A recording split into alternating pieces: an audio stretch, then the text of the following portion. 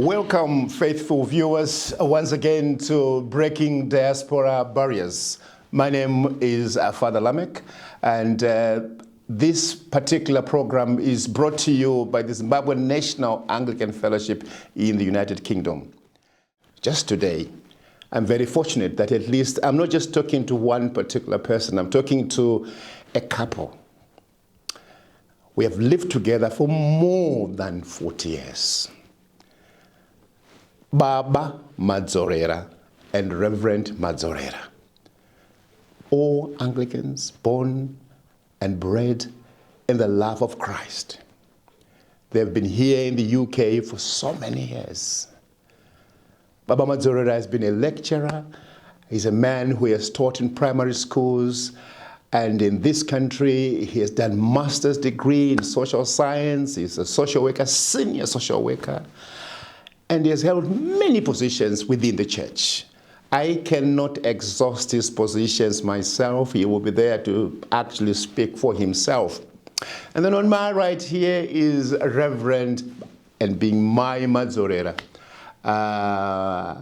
Mamoyo, we just want to say thank you for coming today. My Madzorera, she's also a mental health nurse, a chaplain under NHS, and she has done everything in Zimbabwe. She was a subdeacon. She came here being a lay reader, and now she is a full-time priest, ordained in the Church of God, the Church of England. So once again, as you know, we are anchoring everything that we are talking, quoting the scripture of Jeremiah 29, verse 11, which reads, "I have plans for you, declares the Lord, plans to prosper you and not to harm you, plans for hope and a future." May I welcome you, Reverend Madzorera. Thank you. And Baba Madzorera, Mofu. Thank you very much. And Mamoyo. What an opportunity. Like I said, there's so much that you are going to be sharing, but more importantly, I just want to thank you for coming. Now, just before we begin our podcast here and our discussion, Baba Madzorera, it is always important, we being people of faith, to start our program by a prayer. And may I ask Baba Madzorera to pray for us? Let us pray. In the name of the Father, the Son, and the Holy Spirit. Amen. Father, we come before you this afternoon to thank you for guiding us as we traveled from different places to be at this place.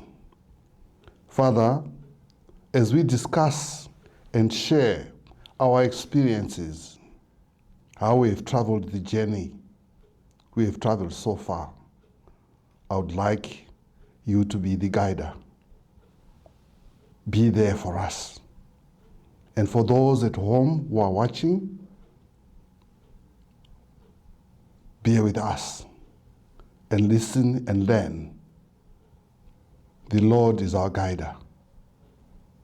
We hope this discussion will be an experience and a learning experience to all of us. In the name of the Father, the Son, and the Holy Spirit. Amen. Amen. Amen. Thank you so much, Baba Madzorera, for the prayer. And so again, I have to ask, we have to respect the ladies, Baba Madzorera, and I'm sure you're happy with that. I'm sure you're happy with that. And so take us back where you were born, how you grew up, and obviously how you met this dashing, handsome man. So, I was born in Zimbabwe, Angledon, now known as Chivu. I was born to a Christian family, and I was brought up by my maternal grandparents. And I'm so grateful to them for what they've done in my life. I went to an Anglican primary school called Holy Trinity in Chivu.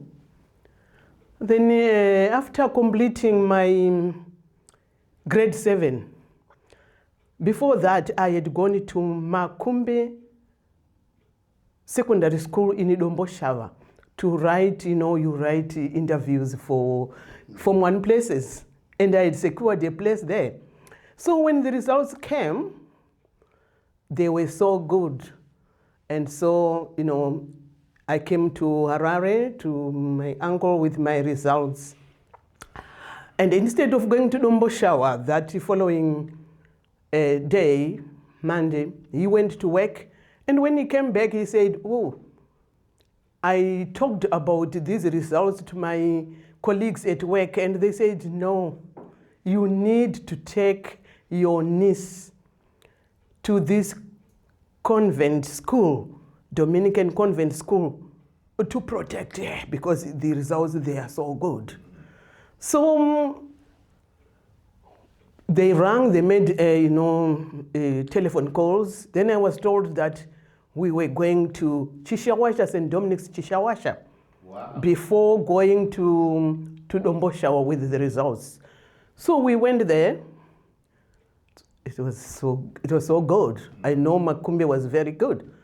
And so we met the principal, or the head teacher there. I still remember her name, Sister Concilia. And so they had discussions with my uncle. Oh, and then they said she looked at the results. She was so good. Gladys, oh my goodness, this is so good. But now they said because they had had their interviews, they wanted to wait until all the people they had interviewed had actually secured the places. But those who had failed, because they had a criteria for grades, then they would have an opening. So they asked us to come the following Monday. We were supposed to be there around 9 o'clock, which of course my uncle actually prepared everything. And so we drove to Chishawasha St. Dominic's. And I still remember when we arrived, it was not only me. There were about other 10 girls there. And we were told, okay, our names were called because they had a waiting list. So they said, okay, we just want 5 people to fill up the gaps that we have. So to do this, we are going to write yet another entrance test. So we were taken to a classroom, the 10 of us, and we all wanted to be at St. Dominic's. And so we were given a topic to write an essay, they used to call it a composition. So it was called The Day I Received My Grade 7 Results. And I had to die on that paper. I had to die on that paper. Then, after an hour, they said, pens down, and we handed over our pieces of paper. It was Miss Jane Chihoa who was there, there. So we gave her our papers, and they told us, now you go and have a look around the school while we do the marking. So we went around the school, and the more we went around the school looking classrooms, the dormitories and everything else, the more I liked to be there. And then Can I stop you there for the moment? Yes. When you are talking to clergy persons, you have to be very careful. But don't forget your point. Baba Madzorera, your brief background, right up to the time of you going to the high school as well, somewhere there. Yeah, thank you very much. I will just cut it in bits. No. Right, yes. So I grew up. No, one thing which maybe I want to say here is that the lady I'm sitting next to, Yes. the Reverend, right? Where she grew up, she talked about being raised at her maternal by her maternal parents. So her home, that home, and our home, I think it's about 10 kilometers apart. Okay. But surprisingly, I didn't know her. Okay. Because my primary school, my father was a teacher. So those days, he would stay at a particular school for maybe a few, maybe 2-3 years, and then moves on to another school, like that. And eventually, at some point, he was a headmaster. So we were moving around. But I think he did notice something, because I remember at one point, he would say, "There's something I want you to do. Can you write this for me?" Or some cards, those teaching cards. I used to do them so well, right? Because something I have is, I'm very artistic, right? So he was so interested. He said, "You Herbert, I think if you were to follow in my footsteps, I'll be very happy." I said, "Oh, well, I'll see how life prepares for me." So my family is Christians. They are Methodists. That's the church they attended. So that also led me, as I would say, something further. What led me to where I ended up doing my secondary education. So I completed my primary school. I'd moved around. So I think we moved around 4 schools. So the last school is where I think this teacher so liked me, Yeah, he would maybe ask me over the weekend to say, "Come and cover books for me, put plastic covers on." I know that kind them. of favor anyway. Yeah. It's only done to bright students. So I used to do that very well. And disciplined as well. So, and I ended up as one of the prefects there. Right, finished my primary school, then applied. If you think of Chivu and where I ended up, this is near Gutama College. So I went to a boarding school for boys. That was Moleli. Oh, hi. Yeah, it's Moleli High School now. Yeah. So I did my Form 1 up to Form 4 there. But there, I think I didn't know that I had a skill, right? I could sing, and I could sing the hymns when we went for Sunday services so well. So 4 of us, my colleagues, 4 of us, we grouped together and formed a sort of what we call, not a quartet, so it's just a group of people. So each time we went to church, we'd group ourselves together, Sing from the corner. then sing, and the principal noticed that.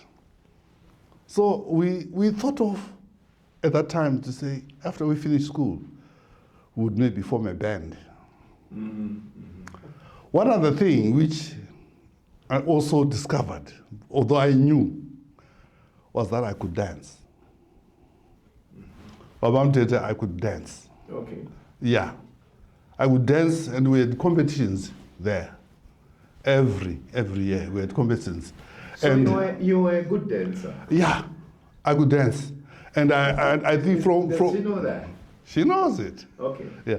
So from Form 1 up to the Form 4, I took all the prizes. I'm not going to ask you There further. was no one to beat me. Because you seem to be re-emphasizing this point, and maybe it has got something to do with your wife. I don't know about that, but we'll hear more later. But anyway, fine. Yeah, so when I finished my O-levels, I also, I think, got some good grades, which enabled me to... Initially, I didn't want to go into teaching. I wanted to support Ndara. Then I enrolled at Spaces College in Harare to do a course in salesmanship and business English. And I went through. And the principal said, "But this man, why did you choose to come to do this course?" Because I had somebody who used to come One thing I didn't tell you is that my father, although he was a teacher, he also had a business. Okay. Yeah, he had a departmental store. So you grew up in this whole scenario of probably picking and choosing what you felt to be good for you. Let me leave you there and go back to Amai. Amai, you've been roaming around St. Dominic's and thinking, I'd love to be here. God help me. Did you pray during that time, and what were the ultimate results of the interview? I prayed. In actual fact, my grandmother, the one who brought me up, she was a prayer warrior. Okay.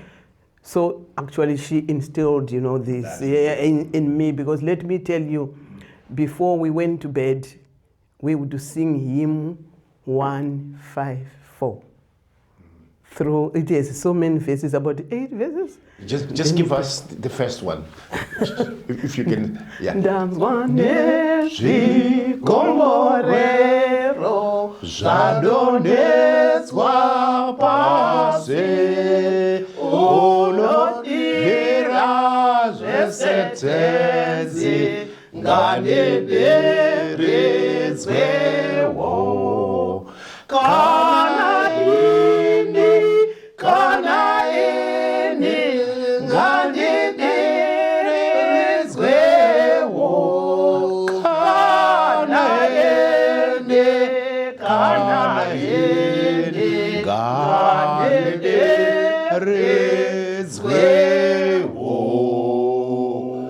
Oh yeah, I was beginning to speak in tongues, It takes you somewhere else, which is great. I can understand that. Then the seriousness I find, Let's go to the results now. Then we were called for the results, and we sat there, I still remember, not in the office, we were outside on the lawn. And then she started calling out the names. My name was called first, Reina, and I went there. Then some more, 5 of them, and we sat there. But you didn't know what those names meant? No, I didn't know, and I think I was almost shivering, and when I was looking at my uncle, because I don't want to let him down, because already he has heard about this, and this is what he wants. And then so instead of 5, they took 6. I still feel very humble about it. The experience of that day, the way I went into St. Dominic's, it's like I just don't know. And so my uncle is the one who just jumped. Yes, he was so happy because this is where he wanted me to protect the girl child. It happened that when I was in Form 2, my grandfather, my mother's father, passed on. And it was during the week, and my uncles, they had to dash there first. So he sent his friend, James Chimombe. His brother called Alan Chimombe was my uncle's best friend. So he came to St. Dominic's to collect me that we had to go to Chivu. It was very important because I was brought up there. It was very important that I had to be there. So I went there to attend my grandfather's funeral, and everything else done, buried, and everything else. Then my uncle and the friends, they had to drive back to Harare for work. But I had to remain home because having been brought up in this family, and Sekuru now has passed on, I'm like, something I've got to be declared, when people do the estate. Oh. I'm part of the estate. It has got to be sent to be made public to everybody else that you see this, our niece, popularly known as Mary Grace. Her father said she will be brought up here by her grandmother. So now that Sekuri is gone, but she remains here until, so I remained there, and everything else, the estate is distributed. Then I had to go back to school, to St. Dominic's. I had to go by bus. So I went to the bus stop somewhere down there, and I think this bus was Shoe Shine, I still remember it. And it was on this day, it was during the week. I was already in the bus. We drove over, and then we came to a place called, it's still there, popularly known as Richemo. It's a growth point. And people came on board. And as they came, this is when I saw one of the people who boarded the bus was this. I was wondering, you see, because I was thinking, where are you taking us? You are telling us of all these bus stops. You still remember the bus Shoe Shine? What has that got to do with your story? So that's the oasis, the beginning of the beginning. I see. So this is where I first met me. You can conclude that. Herbert, now my husband. I just saw him there. I was in the bus, he was in the bus.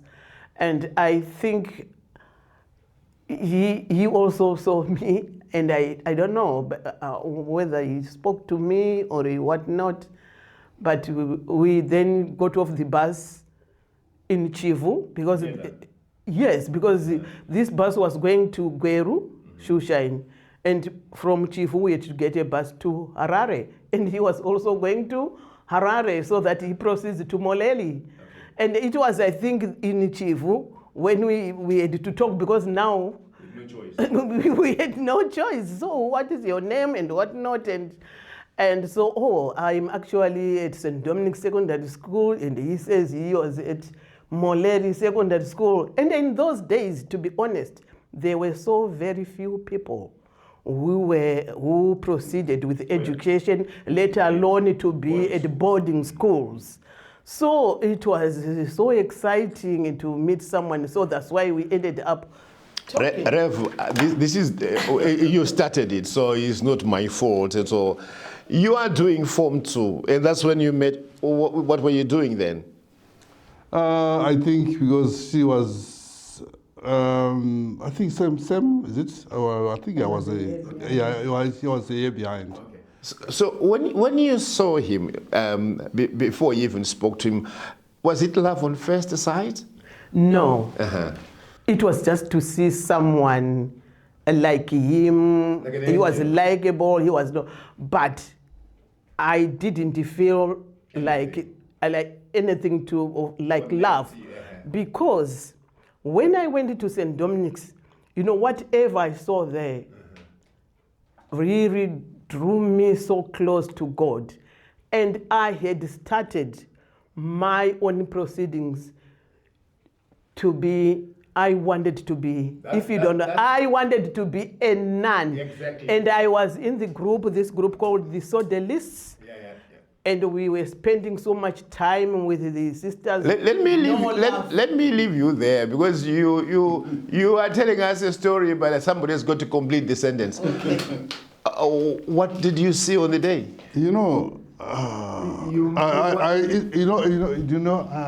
The feeling you have when, say, there's lightning and thunder. And then he said, this person. Then she tells me, no, I just live just at this place, Mujanje. I said, you live at Mujanje? But I'd never, because personally, I didn't travel a lot. Like I said, I was moving around schools with my father. Mm-hmm. So coming home was only during the holidays. And I didn't travel. And most of the time, my dad trusted me to be the shopkeeper. So I would be in the store. So I didn't travel. So when I saw her, I said, this beautiful lady, young lady, where is she? Oh, really? So from there, I think as she said, we had a conversation, and then we got the same bus. We got to Harare, that's when we parted, but we had given each other addresses. Yeah. So we used to get in touch through letters. No, I can understand that. I mean, Rev, what you saw on the day was an angel. That's okay. And the same thing applies to you. Of course, two angels will always exchange contacts because they live in heaven. So that's absolutely fine with me. Now, fast track a bit, you then did your high school or secondary school. And when you completed, where did you go? I went to Harare. I spent most of the time in Harare. But I think there was a year because my uncle, through his cousins, and then I was asked if I could come to Daramombe Mission, which is an Anglican mission, and there I got a place to do temporary teaching.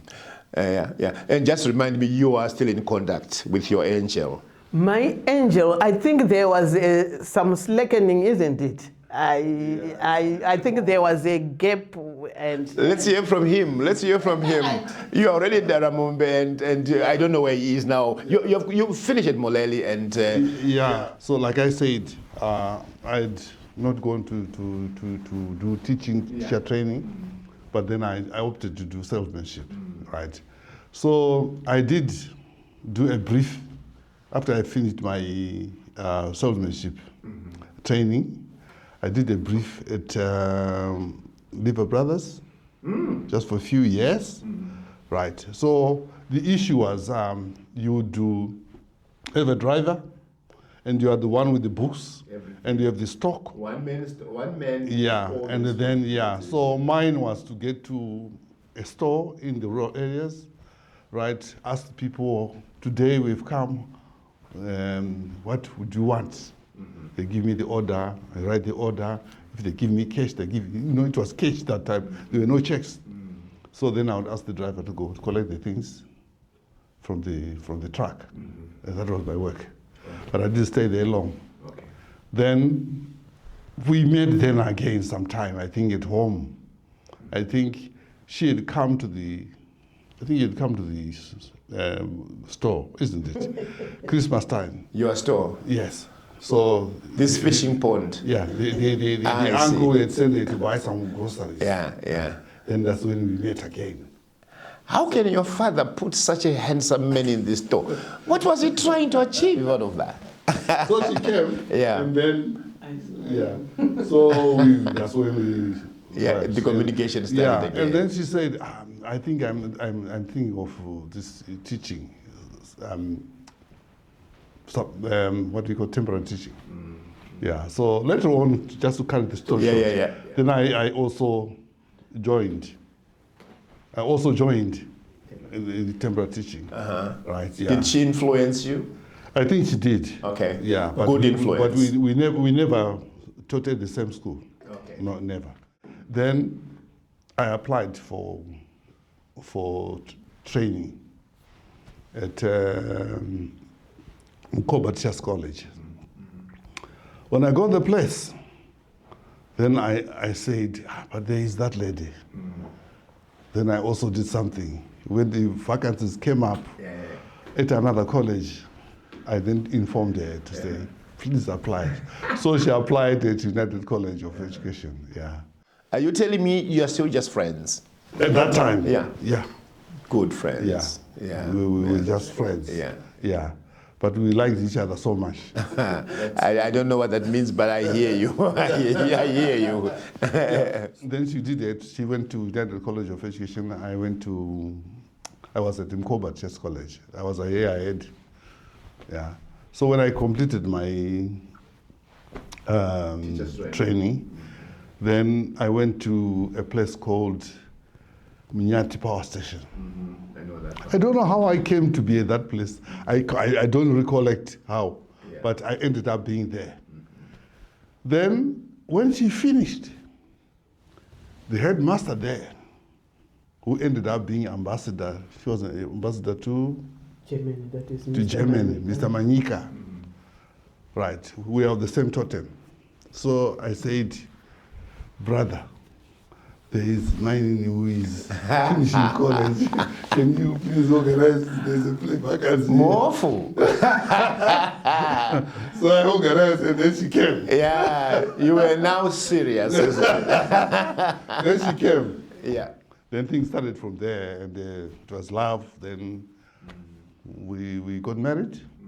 The Macherus were also our bride.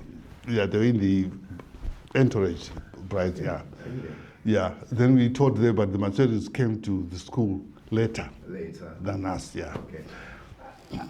This is nothing to, I don't want to drag you into it again, but I just wanted to have an idea. I mean, viewers are listening, your children are listening, maybe you've shared with them, I don't know, but who did you accept the first proposal, or you took a bit of time? Because you wanted to be a nun, so I can see some struggles there anyway. So I wanted to be a nun, and I proceeded with my journey, and I was really serious about becoming a nun. At one time, I even stayed at the convent during holidays. Yes. Then there comes a decision time. Okay. You have got to share with the family that this is what I want to do. Yes. So I went to share with my mother. Bless her. May her soul rest in peace. Did she know anything going on behind the scenes in Utopia? No, she didn't know anything, because by then there was really nothing. Okay, it was just me. Okay, it was me, and I wanted to be a nun, and I wanted to be a Dominican nun. Okay, good. Yes, and I wanted to be a Dominican nun, and that was really serious. And I know that I also, the two of us, someone was called Albertina. Okay. Then decision time, you have got to share.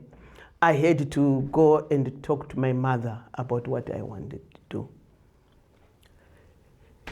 She was not disappointed, she was not what, and she did show appreciation. But then she started talking to me to actually bring out, my background. Having been brought up, the way I was brought up, and our culture, that when people do send their children to school, it's sort of like an investment. And now, me being sent by my maternal grandparents, and now when I went to secondary, it was now my mother's brother who took over he was now my guardian. Yeah, he was actually registered in my guardian. Each time I had to put that. And so they, said, you see, and so what would it mean to them? And it's something that they actually perhaps did not even think about it, when they were sending me there. So it would come as a shock. And I did understand that, what it meant. And I still remember, because, every day after school at 4, we went around with the sisters praying. We could be in the cemetery or around the fence, and then we ended up, because we had benediction at the primary school, Chishawasha Primary School, benediction at 5. And then after that, I walk with others. We go for supper at 6. And so I had to come, and then I went, and we were going down, and I did share with the sister, and I still remember it was Sister Aloysius. And she did really understand. Yeah, she was a German sister, and they understood really about the cultures, and she still prayed with me, and then she did actually, now you need actually to be guided and to be praying to God, what does He want you to do? Okay. Fast track to that. Yes. John, to pick it up from there. Yeah, so we are at the same school. Then things just developed. Then we had our wedding. Yeah. I didn't want to say this, but I was just thinking that sometimes you were praying for whatever you were praying for, but there might be someone who was praying on the other hand as well. Possibly. You know what I mean? Yeah. Do you want me to tell you my prayer? Yeah. Yes, please. Because each time when we're coming from, we went, for our evening studies, and then from the chapel in the convent, yes, which looked. I started praying about. I'm just coming to you, God. If I have to be married, I want a good husband.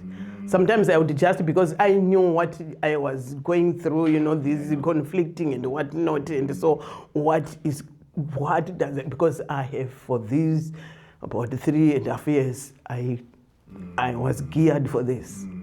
And it was, so I was really praying. I think God heard your prayer. I think from how the events actually unfolded for me, not going into the other details and whatnot, I think actually God heard my prayer. And when, at a time when my uncle suspected that, my uncle actually said, Mzukuru, if there is someone, I want to see that person here. And I quickly brought him to Mfakosi, to my uncle's house to say, Sekuru wangu means business. He said, if there's someone, whether he had heard something or what, you don't know. I don't know. But I said, you need to come to Mfakosi. I need to introduce you to Sekuru.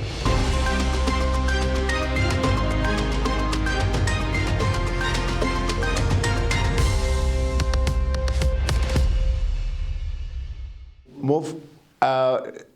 Now, the day when you were summoned to go and show up. Yeah, I arrived there. When you are getting to a place for the first time, you are so anxious as to how you think the people are going to see you. Yeah. So I just came there. So who are you? I'm Madzorera. Where do you live? So you live there. It's not far from our place. We know the Madzorera, but we have never seen each other. Most of the time, you wouldn't see me because I was at boarding school, and also maybe when you came for the holidays, I'm busy doing being a shopkeeper in my father's store, so you wouldn't get to know me. But the surprising thing is they were so happy. Oh. Yeah. Yeah. So they were so happy. So happy that her mother's brother, who was the guardian, he ended up being my friend. Ended up? Being my friend. Oh. Yes. A friend or a father? Something like that, yeah. Although he was older than me, but we clicked on so well. Right, you guys, a lot of things. I know I can spend decades here with you. This is your Zim life, and obviously you then got married, and you realized God had answered your prayer. You got a very good husband, because one of the reasons why we are so happy to have you here is we view you as role models of what it means to live together as a married couple. But before that, I touch on that. I just wanted to, can I now bring you to the decision day when you were doing so well? You're a lecturer, you're a teacher, and everything else. I want to draw you now to the point where you then said, Zim is our country. I always love to call it teapot-shaped country, just like that. And I love that. But I think we have to make a move. What had happened? So when we were in Zimbabwe teaching at the same school, right, the Reverend was teaching in the infant, and I was in the upper section, right. So the parents around the community were so happy. Each time they would fight to have their children get into a class. Is it? Yeah. That's great. So she ended up being a TIC, teacher in charge of that department. I also ended up being the deputy head at some point. Right, so she was a very good choir master. I think we'd go for the infant percussion band Oh, yes. competitions. I think she was so good that she was winning and winning continuously. Then they ended up saying, "No, the trophy is now yours." Yeah. You enter into a competition and you know that as long as she's there, she's going to win. I know what you mean. Yeah. So, but I think the ambition in both of us was not to just end up being teachers or something, but we thought we could maybe do something better, like improving ourselves. So opportunities came. I began studying myself, whilst also teaching, and she was also studying herself, and I ended up getting a Bachelor of Education. Then I had BA first. Then a vacancy came up at Manunur High School. They wanted a history and geography teacher. So I left the primary school and went to teach at the secondary school. At the secondary school, a post came up at the TS College, that is the Blaue, United College. So I went for the interview, got the place. In the meantime, she was also studying. You did, she can take it from there. Yeah. What did you do? I did a Bachelor of Education, Administration and Policy Studies. Then I think it was after that I actually moved from Munyati. I became a deputy head, Fitchley Primary School, which is right in the heart of Kwekwe. And I continued to do my Masters of Education, Administration, Policy Studies. And it was just when I had submitted that. And, you know, he was in Bulawayo as a lecturer. I was in Kwekwe. I know when I was a deputy head, the regional director, she was called Mrs. Gudo. I still remember her. And she said, "Your husband is in Bulawayo and you are here. Can we make some plans so that you move to, you know, with your role and what?" Then I said, "But I have my two girls and they were doing so well at school, but then I was thinking of language. This may actually, you know, disturb them." Oh, yeah. So they said, "Okay, if that's, but think about it again, yeah, and please do contact me. You make a contact with me and I can arrange that for you." So while we were doing that, he was in Bulawayo, and I think he was also talking to his principal, because I know that while he was a lecturer there, they started having students on placement in Kwekwe. So much that he would be actually doing... Coming to visit, yes, and inspect. Yeah, so supervise. He was traveling every week. He would be going perhaps Monday morning or a Tuesday morning, back Friday evening or whatnot. But as you know, things at that point in time, the early from 2000, things were not really going on so well. I know we had one car that was, and we wanted to buy a second car because he was going up and down, and so I wanted a car of my own, but things we just couldn't. We couldn't just do it. Yes, and I know I had my aunt here. You know, my uncle's daughter, she's the one who first came here, and I was saying, we are really actually quite struggling, and we have our house in Southwood. We want to complete the roofing and whatnot. And she actually then said, "You know what? Even if I say I give you money, it won't be enough. Some people are coming here and they are spending about 6 months. And they will be able to do this and this.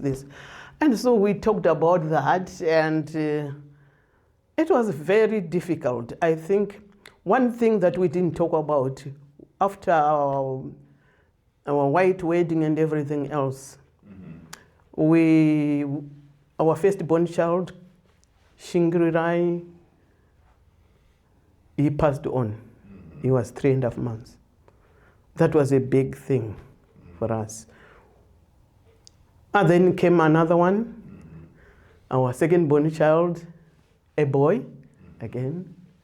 And I think about 8.5 months, he was actually now crawling on the stomach and on his stomach.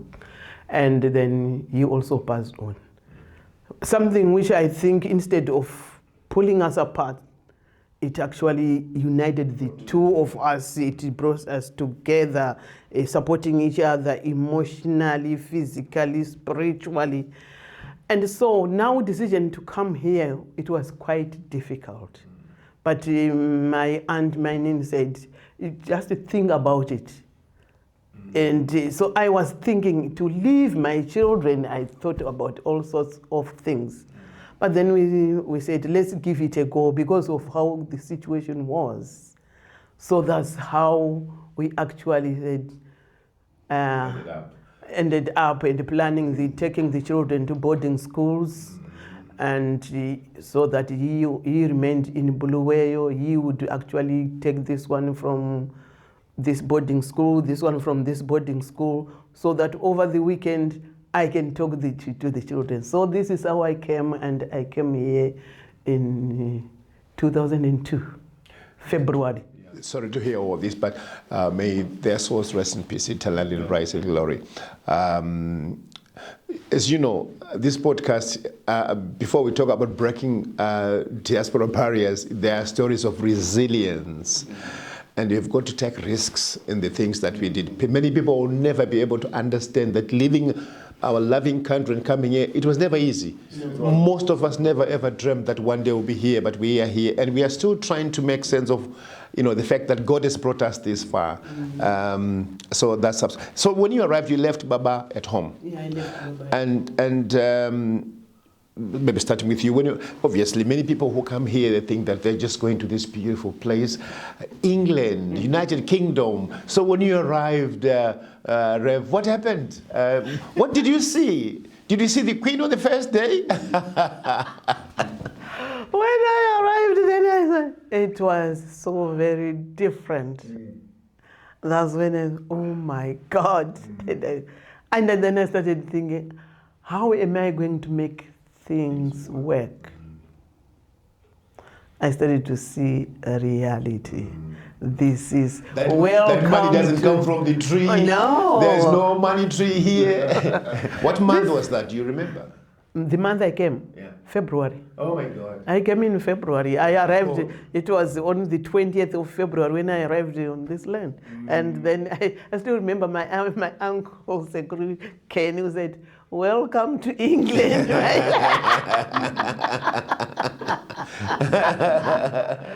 And it was, oh my God. I stayed in Ilford with my aunt for some time, but they said, we are not looking for work now because we need to find you accommodation in Northampton and what. So then I then moved to Northampton. Then I got a job there. But then my other aunt, who was in Surrey, she found a job and that was living, and she called and said to mine in Iba, I think this is what my less would need. It's live-in. So when you talk about live-in and whatnot, I did that. So they arranged that I go there for interview. The interviews have got to be done, and so I went there. I went to Surrey. It was Petersfield, I think Petersfield. Yes. So I went there, and then on the first day I had the interview, and I passed. And so they said they wanted me. And I had training there on the day, because they had their offices there, and I had training there, and then from there I was taken to where I was going to be doing my live-in. Reverend, you have been a teacher in Zimbabwe. I was a teacher. And I also want to believe you're a maid as well. Yeah. All of a sudden you are here in England. And you never thought about going back to teaching? So this was trying to make ends meet. I had my certificates. I did try to do supply teaching. And when I tried it, you know, that shift that I got, it was because I specialized in infants. Okay. It was nursery. Okay. I specialized in infants. And I am going now to a nursery. That never worked. That really didn't work. And that one shift, I still remember the other one, you know, there was a child who was black, and then they said, so is this one your child? And whatever, they're asking those questions and whatnot. And so that shift, when I went back, you know, discussing with, I still remember there was one of my relatives who said, you are going to have a breakdown if you continue like this. Because as an infant teacher, it's something else in Zimbabwe. And when I say I was a deputy head, it's something else. When I say I was a TIC, it's something else. But when I come here, it wasn't really back to basics. They are looking at my certificate. Which area did you struggle more? I just did that, and I just saw that it was Difficult. It was difficult, you know, because each time it brought this feeling that I was a deputy. I had a very nice office at Fitchley, and I had a BESA. We called it a BESA. And you come here, there's none of that. Looking at the things, I was never going to achieve to be where, no, I wasn't.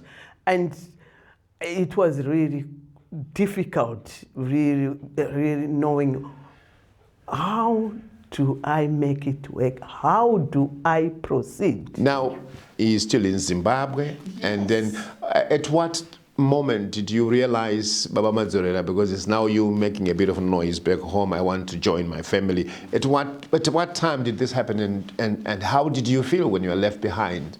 And what prompted you then to say, I also need to come here? Yeah, I think the main area of worry was how I was going to manage the kids on my own. Right, and mind you, they are girls. So they have an attachment to their mother. But they understood, because we explained to them that mom has to go away. But initially, we were just saying she was going to be there for just 6 months, and then she would come back. And then just work. Yeah, then 6 months passed on. Then she went on to do other things, and then she went on to train as a mental health nurse. Well, at that point, that is when we had the opportunity also she started the process here of trying to make sure that we also came to join her. What was the gap in between before you came here? I think it was 2 years. 2 years, Yeah. okay.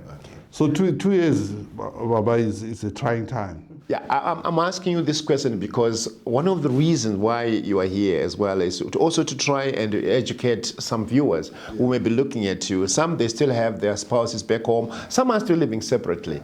It's something that can be done if you love one another. And I'm sure that's what we see, because you have been together for quite a long time, but all these gaps, these are risks that you had to take in order for you to be where you are. But we are very proud of you because you have managed to make it. And today we can actually say to viewers, look at these two. They also had to go through all these, and yet today they are still together. So you came and you joined her. Yeah. What made me survive those 2 years was that at the time, I was a lecturer. So at the among the staff, you would see other people saying, "No, I'm doing this. Next year I'll be finishing, so I'll be graduating. I'll be this." So that also gave me impetus to say I need to do something. So although I had managed to get a Bachelor of Arts when I was still teaching it with the primary school. When I went to college, then I went on to do a Bachelor of Education. Because that was important, because it was linked to the work that I was doing. Then from there, I didn't stop. I then went on for a Master's in Education. The idea was now, because I wanted to move from United College. Yeah. I wanted to go to Masvingo University. Oh. Right, yeah. Why did I want to go to Masvingo University? Because I was already doing part-time teaching at the university in Bulawayo. As a non-res. Yeah. So that gave me the impetus to say I had something to do in her absence. And we were communicating almost on a daily basis. So if it was to be a lesson, the suggestion is that each time you find yourself living on separate islands for whatever reason, good reasons, try to use that time to do something profitable for the family. There is always something to do. Yes. And education, of course, the sky's the limit. Yes. And once your brain is occupied in doing something else, you can actually sustain everything without any problem. So I hear you. So obviously you then, because I was looking at your profiles, in case you want to share, I don't know whether these degrees can be shared. You've got 5 degrees in your family. You have got 3, she has got 2. 5 of them, that's quite a lot, I have 4. I did, because from Zimbabwe I had 2. When I came here, when I did my nursing in mental health, I graduated with a diploma, and after 2 years, my ward manager sent me back to university. I graduated in Bachelor of Science in Acute Mental Health, 2010. Yes. And then when I was called, then I graduated also with the Durham University with my degree in theology, ministry and missionary work. That's an encouragement to many people. So I have 4. 4 of them, but you can always sell 2 and remain 2. So together we have 7 between us. Oh, that's great. That's great. That's really great. 4 with 8. They're now 8. Yeah. 8. So that's an achievement, and I think you took a lot of risks in between, but that paid in the end. So when did you finally move to? You are now here in the UK, and she's doing whatever she's doing. And here's Mr. Madzorera, who has been lecturing in Zimbabwe, and he thinks he's a big shot, and he's going to get a job that he likes. What was your first job when you arrived here? When the paperwork went through, right. And because I was telling it there, if only I could come there, if only I could come here, I think, as you know. Crying every day. And then when the papers were sorted out for me and the kids to join her, it was euphoria. Right, so I'm a lecturer there. I have students in each group, in each year group I had about 30, whom I had to go through for the 3 years with them. So each year I had 30, which is 60. So the day I told them that I was just going away briefly. I didn't tell them I was I know the story. Yeah. So it was a funeral. I think I had a lecture in sociology that day. That was my last one. But then I told them that I will be going away for some time. It was like there was a funeral. How did you feel about that? It pained me. But then I said to myself, there's nothing I can do. I have a family. I have to. But it was so I leave that. Then I come over. I get to the airport. It was just tears galore. Oh. We know. Right. So she said, you know what, here, it's not good just sitting. Let's do something. Was he a remote kind of guy? He wanted to watch football. Let's do something. Right. So we went to register at the agency. Right. Pay terms. Yeah. So we go and register. They say everything. So before I even have had any time to settle, a phone call comes. There's a shift. There's a shift. So, so I went to this place. I think we were wrapping things and warehouse. Warehouse. This is warehouse. Yeah. And there are no students there anyway. They don't. At the warehouse. Yeah. I met one guy from Nigeria. Yeah. He was a doctor. Oh, that was good. Yeah. So as we were talking, are you from Zimbabwe? Yes, I'm from Zimbabwe. And I could, with his accent, I could tell that this one should be Nigerian. So we started talking. He said, no, I'm a doctor. But here, if you want to survive, You do what the Indians do. you have to do something. This is why I'm doing this. But eventually, I know I might have a breakthrough. So it was warehouse work, different places. Then eventually, she said, there is, what do you call it in the NHS? NHS professionals. NHS professionals. Then she said, if you are able, if you go and train, because they didn't want to employ somebody without training. So I remember that day. You know, UK is funny. First of all, you went for interview. You still had to be interviewed. Yeah, I passed. Then I went for the training. But that day when I was due to go for training, I had a night shift. At the warehouse. At the warehouse. So I did my night shift and just got home, washed my face, and I went to Oxford, from Aylesbury to Oxford for training. Spent the whole day there. When I came back, I just had something to eat quickly and back at the warehouse. Wash your face again. Yeah. Back. Yeah, back. Yeah. Right. So most people do say, and back, if you know somebody back at home, they would think everything is rosy. UK life is not like that. But this is where breaking... It's a rude awakening. Exactly. This is where breaking diaspora barriers starts kicking in. And this for again, our viewers must be, they're not just in UK, our viewers are all over the world, including Zimbabwe. It's also a lesson for them to understand how their children, when they come here, how they try to make ends meet. It's not easy. But what we can assure viewers today is that if you work tirelessly, if you pray to God, if you can remain in situ with the Lord, that will reward you in the end. Because when people see you today, they will never ever know that you are just washing your face, back again, you come back, wash your face, you go again, you eat while standing and all those things. So that's the whole idea of this particular podcast, to try and educate people to understand that life in the UK is not a walk in the park, but it pays in the end if you are disciplined and you know why you are here, and you're also a person of prayer, because that is also very important. Yeah. What does progressive or breaking the diaspora barriers mean to you, and how is this definition involved in your life?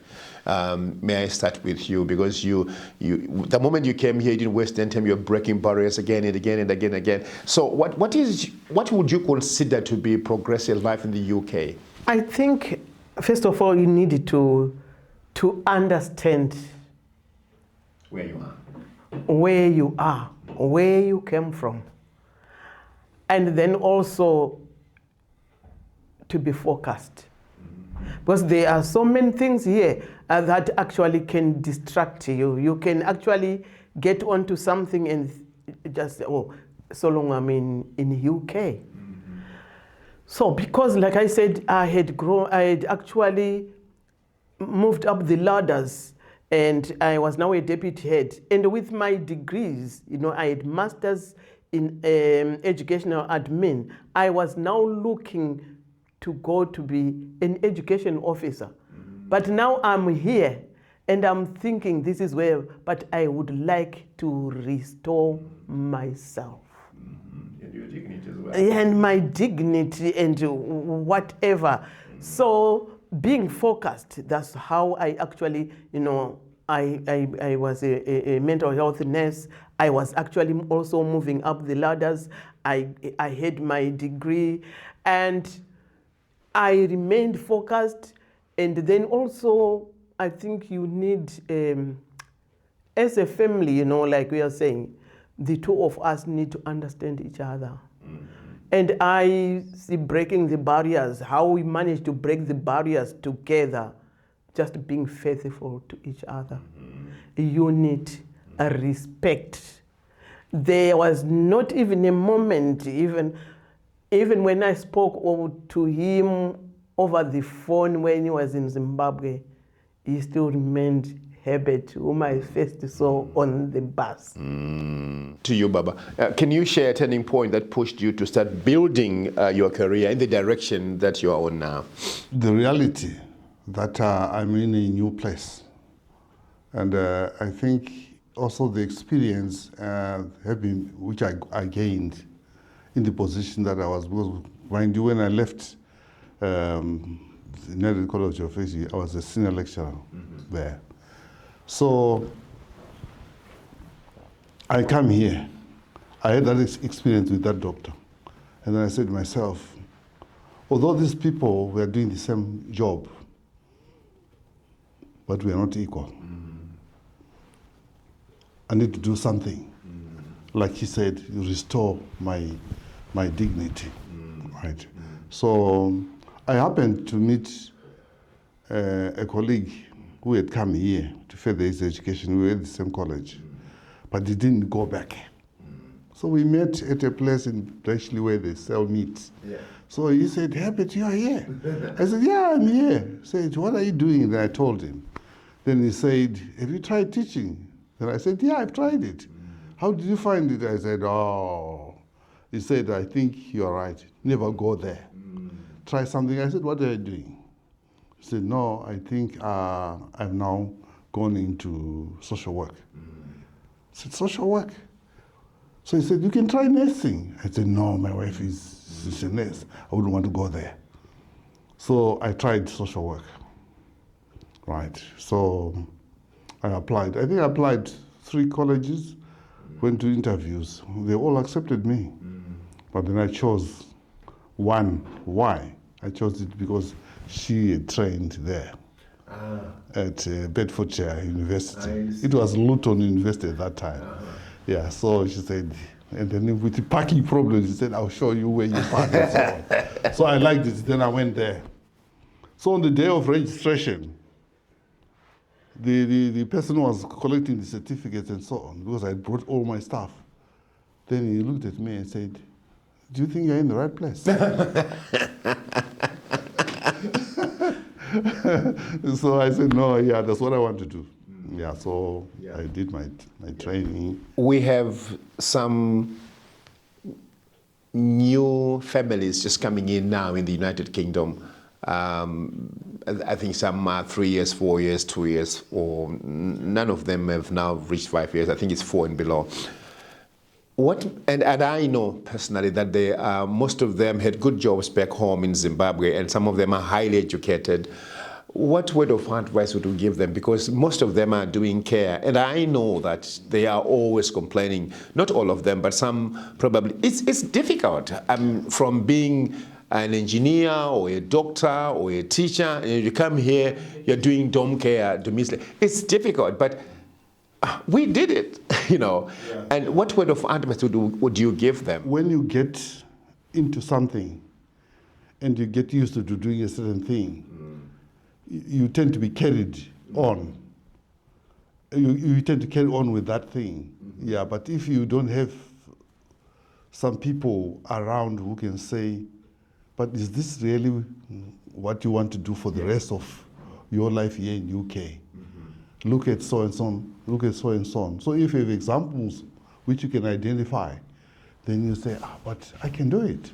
Right, yeah. I know people like you are saying, who have been having, back home, they were employed in high jobs, but they came here, they just maybe got into care work, and that's it, up to today. Yeah. And then when they now realize that, but others did it, but it's now too late. Yeah, so I think You come here, get something to do, right? Because you can't just rely on, if your partner is maybe the one who came here first, like in our situation. She came here first.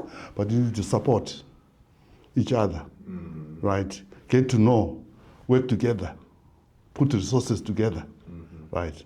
That way you can promote each other. And you don't stop there, because when you are doing, say at college, you're doing assessments, you're doing assignments, and all that stuff, you need support. She could do something which I might not understand, but when she writes it down and she say, Herbert, can you please just check through to see whether there's something there? Then I'll just go through and check and say, I'm just correcting. Open mind as well. Yeah, maybe I might point at something which she never thought of. Yeah, you're very likely to see things that she cannot. Yeah, and the same. I write something and she would look at it and say, no, I think you should have added maybe something here. So that is helpful. But what I think all this is based on is faith. Faith and being consistent and prayer. I wanted to add on about support. Before you ask that question, I was coming to you now. Now, because we are coming to the center, to the oasis of our podcast interview with you, Rev. Many families who came in the past, and some who came even 2-3 years ago, they've already separated. And yet, when we look at you guys, and by the way, you still look 16. Great. I wish.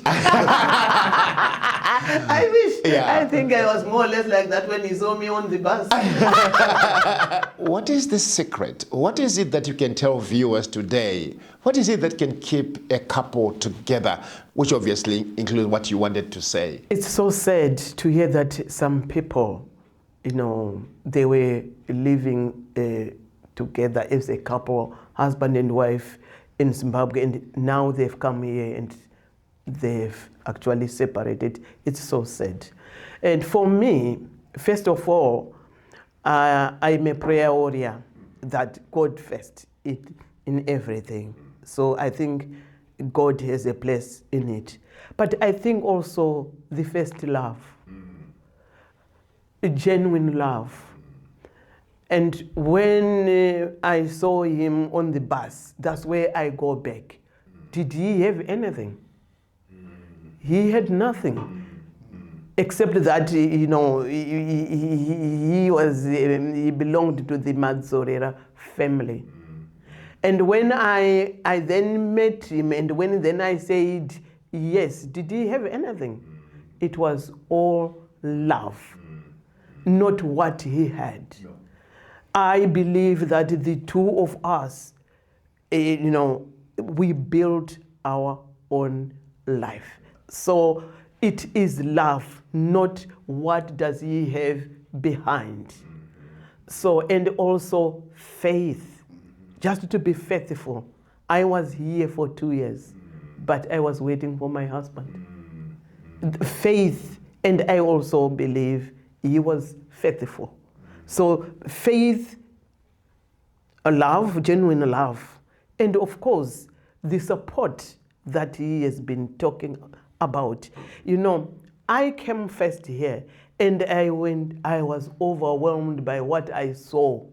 But when he came, I stood by him. I did not want him to go through, so I started telling him that this, when he was talking about, teaching, I said, to be honest, teaching for you is a no-go area. You were a senior lecturer. You were also having this part-time with the university. I'm telling you, you are going to have a breakdown. You better cut ties with the past and start afresh. So I was supporting him mentally, psychologically, physically, and spiritually. I think you had an example about, driving, when he says parking. That is Luton, it's not Ellsbury. we actually drove there together to say, if you are going to be, actually going to this university, because paying for parking daily would be actually financially a big burden for us. I was parking here. So you travel here, you park here, then you go, you walk, you go to, when you finish, you come back here. That support on its own, that I think that's why he's talking about it today, because that made a big difference in everything else. Because remember, he was a father, a husband, the provider. So thinking that he was going to uni, he was going to be parking, he still wanted to provide for the family. So that's why parking was a big thing. So parking actually, so that made him realize that it's actually doable and again manage. So that support, every little bit helps, showing that we are standing together, not just one, not to let him face it like I did. It doesn't work. It may be possible that somebody, I'm still talking to you as role models, family role models. There may be somebody, a couple or an individual who's still within the marriage setup who is struggling. Are you in a position to help, and how can they get in touch with you? Of course, as a reverend, my number is all over. I am willing to help because it hurts me. I know of people who have separated and it hurts me. And sometimes, somewhere, I just feel, if only, because it may be good for the two of us to separate, but the children, they suffer, and this suffering, it goes down to generation, and it makes an impact. And I am happy to help and do what I can for if there are any people who would like to have that space, that confidential place where they feel safe to share and help them actually restore themselves. Baba Madzorera, you have been part of the men's fellowship and you were chair, committee member and everything else. There are men out there who obviously are saying, it's just too much for us. We can't bear it anymore. I am now being made to cook, clean their house. And I'm mainly talking about the youngsters who have come here who obviously, some of them have managed to cope, that's not a problem. But just in case there's somebody who's still struggling to understand where we are. But I think Rev was saying you need first and foremost to understand where you are and the setup of the place where you are. There could be some men. What word of advice would you want to give to these our fellow men? When people come here, what strikes them and most is the cultural shock they experience. Because at home, how they are carried in terms of their fathers is different. When they come here, right, it's slightly different. So if you want to continue with the same way you have been operating when you were at home, then you find you face difficulties here. You need to actually change, right? So basically, for you to change, I think you have to adjust. Not adjusting, it's adapting and adopting at the same time, right? Because if you fail to do that, then you find the going gets very tough. I think I would talk about Luton and Aylesbury Men's Fellowship. We meet every first Saturday of the month, right, where we talk about different topics. And I think one of the burning topics we had for a few weeks was people reporting that they felt maybe that they were not being accorded the respect as husbands. Maybe because maybe the wife came here first, got into nursing or did something, and then at home maybe the person, like you said, the person had a high job there, and then they come, there's that shock. You can't be what you were at home, right? So, but if you adjust, and most importantly, if there is that love she talked about. That is the most important thing, because if there is that love and then the cooperation and working together, it can solve a lot of problems. Yeah, and not doing what you were doing, right? And I would encourage men, especially men, in our fellowship, to actually join, because yes, because that way you end up maybe sharing your burdens, sharing anything that you are troubling. You can come, like people come and say, you know, gentlemen, I have a brother, he's having this problem. The wife is doing this thing, she's not doing what she, all sorts of things. But actually you will be saying my brother, but it is him who's actually saying that, but in a different way. So we debate, and people come up with different ideas. Yeah. Some of the things, we make them ourselves as men. We don't want to change. Yes. But if you change for the better.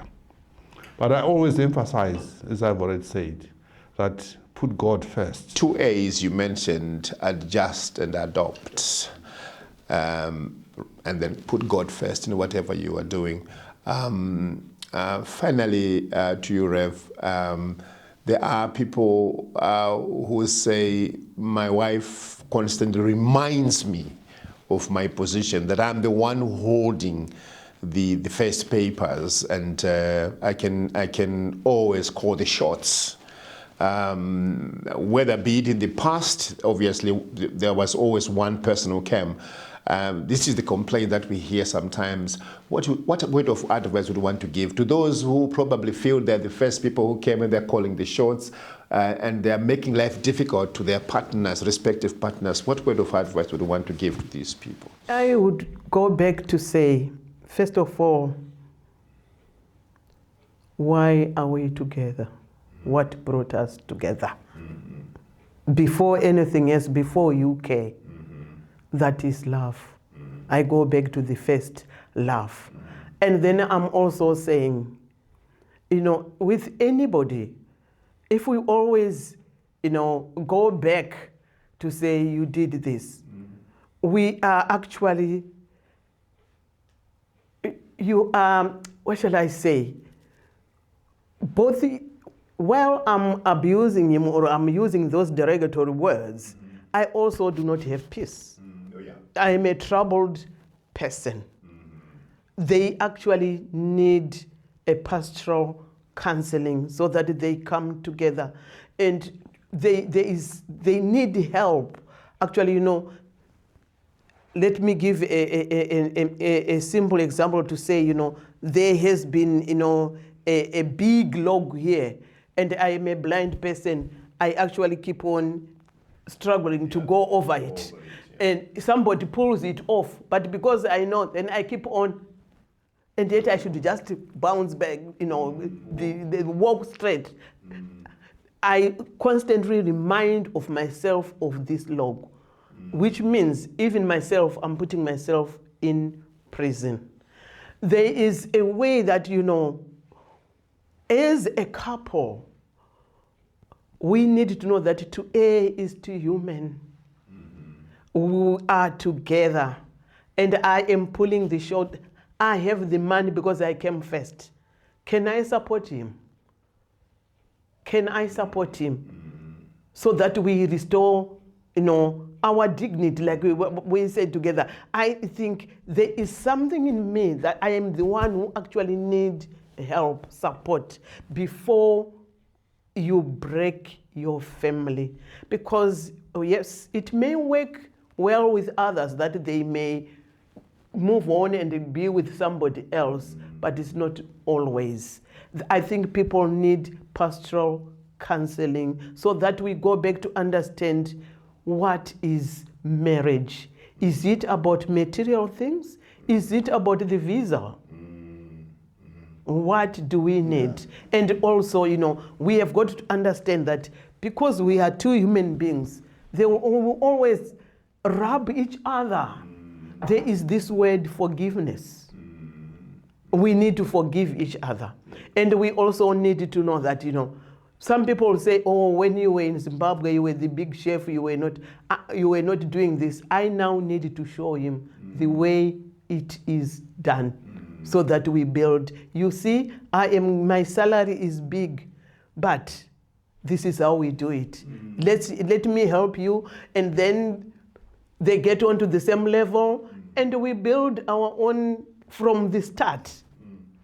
I think there is the first love, there is respect, there is what is marriage, forgiveness. As we now come to the end of our podcast interview and discussion, I just want to find out from you, maybe there's one burning item that you just want to share with the viewers that is boiling in you, or something you want to share, just one thing that you feel you want to share with the viewers. What is it? I wanted to say that, for the couples,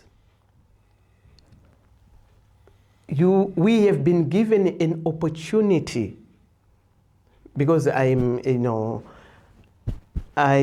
believe in God, and I believe that God is in everything that I'm doing. Yeah. It is God who uprooted us from Zimbabwe. And in every situation that you encounter, God is saying something to you. Ask yourself, what is God saying to me? What does He want me to do? To divorce this husband? To abandon my children? To excel? What is it that God is saying to me in this encounter? Do you have a guiding Bible verse that has probably been part of your journey? A particular Bible verse that you sort of hang on to? When I'm looking at myself, my journey, when I wanted to be a nun and I couldn't, but I went, when I trained as a teacher, I ended it up at Munyati thinking that I was going to my beloved Herbert, but little did I know that I was going to end up as a deacon, actually leading service twice a month. I was leading service that when I left, I still remember this other woman when she was giving, the tribute, the speech, and they said, our priest is now moving on to Quack. So all this, and when I moved here, I thought I was moving to promote, to flourish as a family, to have this and that. I trained as a mental health nurse, and I still remember the day I was then called to say, it was October 2006, to have the space with the priest who actually said, you have a call. And I said, oh my God, no, I can't. And then to end up where I am, doing what I'm doing, of course, thanks be to God, with His support and His, permission to say, what if you want to do this, just do it. I go back to Jeremiah chapter 29, verse 11. I know the plans that I have for you. Plans of hope and prosperity, not of harm. Why do I say that? I fought from 2006. I didn't want, when I was told you have a call, I actually said, oh my God, I'm a nurse. I said that. And I fought it until 2013. After having been, these other, space that, you see, what about this? What becoming an LLM? And then I became an LLM, and then the fight, that you are. And it was when I said yes to ordination, when the doors were opened for me to be where I am now, a chaplain. And so Amos 3:8 says, when the lion roars, yes, the only thing you can do is run away. Yes. And when God calls you, the only thing you can do is to proclaim the gospel. Amen. And so, I know the plans that I have here. And, I was thinking, I fought so much, if I do this, but I'm a nurse, what would I? But he opened this big door for me with this one afternoon. I said, oh, they are looking for a chaplain. Look at this, look at this. So what about my role? If I do this, and then instead of talking to anybody else, I don't know, I got this courage to phone the HR to say, what about this? I said, oh, you are a minister, yes, but it's go for it. And then the rest we can talk about it. And I'm enjoying it. So I am saying Jeremiah chapter 29. God has plans for you. And he has. Yeah. Sometimes let's ask and pray for that divine instinct to actually follow what he is saying. Thank you very much. Your final word. I would want to say, just as a word of advice to my colleagues, especially the men, that openness within the family and having a time with your family, discussing things. Quality time. Yeah, and giving each other space, right, supporting each other, and obviously prayer forms part of it, right? So if you don't support each other, then things you might find what is happening.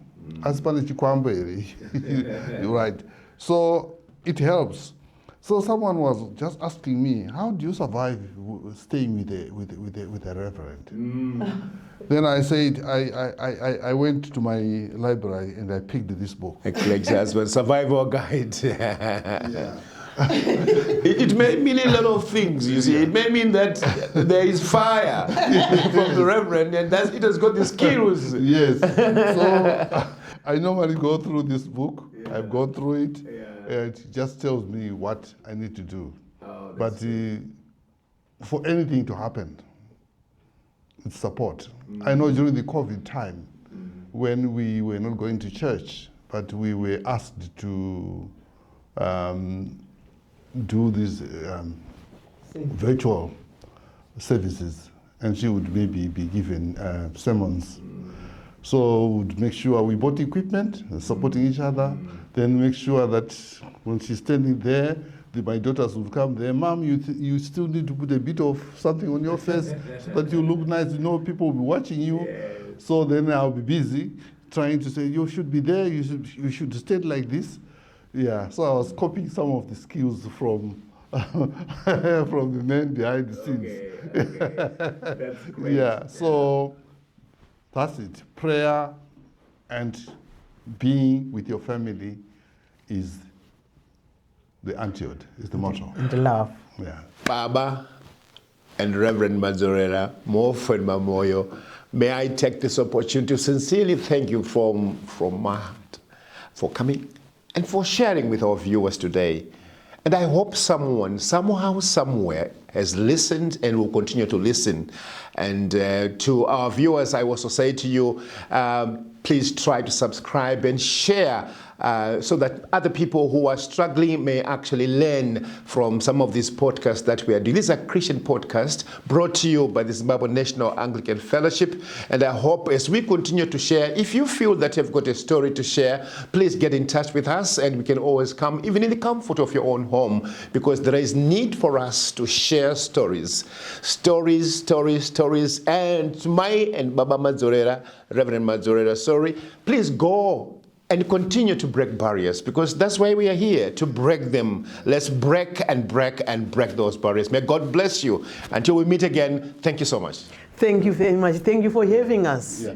And I would like to say, thank you. Thank you. Thank you. Thank you. Thank you. Thank you. Thank you. Thank you. Thank you. Thank you. Thank you. Thank you. Thank you. Thank you. Thank you. Thank you.